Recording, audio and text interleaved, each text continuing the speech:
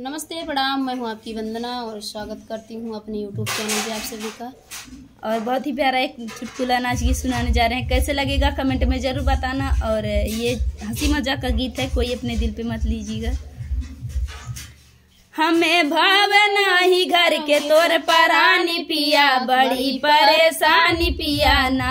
हमें भावे नाही घर के तोर परानी पिया, बड़ी परेशानी पिया ना। तोहरी बहिनी हमर नंदा, कौनो काम नाही धंधा। तोहरी बहिनी हमर नंद, कौनो काम नाही धंधा। इनका भेजी दा ससुरवा, भरई पानी पिया, बड़ी परेशानी पिया ना। इनका भेजी दा ससुरवा, भरई पानी पिया, बड़ी परेशानी पिया ना। हमें भावे नाही घर के तोर परानी पिया, बड़ल परेशानी पिया ना। हमें भावे नाही घर के तोर परानी पिया, बड़ल परेशानी पिया ना।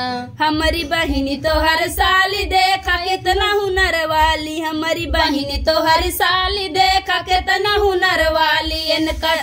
इनका लाई दा चुनरिया हरी वाली पिया, बढ़ल परेशानी पिया ना। इनका लाई दा चुनरिया हरी वाली पिया, बढ़ल परेशानी पिया ना। हमें भावे नाही घर के तोर परानी पिया, बढ़ल परेशानी पिया ना। हमके भावे नाही घर के तोर परानी पिया, बढ़ल परेशानी पिया ना। तोहरी अम्मा हमारी सासू बोलिए बोलाई बहैयासु। तोहरी अम्मा हमारी सासू बोलिया बोलाई बहैयासु। अब तो नाही चले इनकर मान मानी पिया, बढ़ल परेशानी पिया ना। अब तो नाही चले इनकर मान मानी पिया, बढ़ल परेशानी पिया ना। हमें नीक नाही लागे घर परानी पिया, बढ़ल परेशानी पिया ना। हमें नीक नहीं लागे तोर परानी पिया, बढ़ल परेशानी पिया ना। तोहरी सासू हमारी अम्मा जैसे बाटी जगदम्बा। तोहरी सासू हमारी अम्मा जैसे बाटी जगदम्बा। इनका पूजा करब दुहिना परानी पिया, बढ़ल परेशानी पिया ना। इनकर पूजा करब दुहिना परानी पिया, बढ़ल परेशानी पिया ना।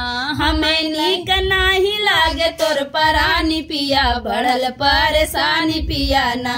हमें भावे नाही घर के तोर परानी पिया, बढ़ल परेशानी पिया ना। तो फ्रेंड, गीत अच्छा लगा कमेंट बॉक्स में बताइएगा। फिर मिलते किसी नए गाने के साथ, तब तक के लिए बाय बाय दोस्तों।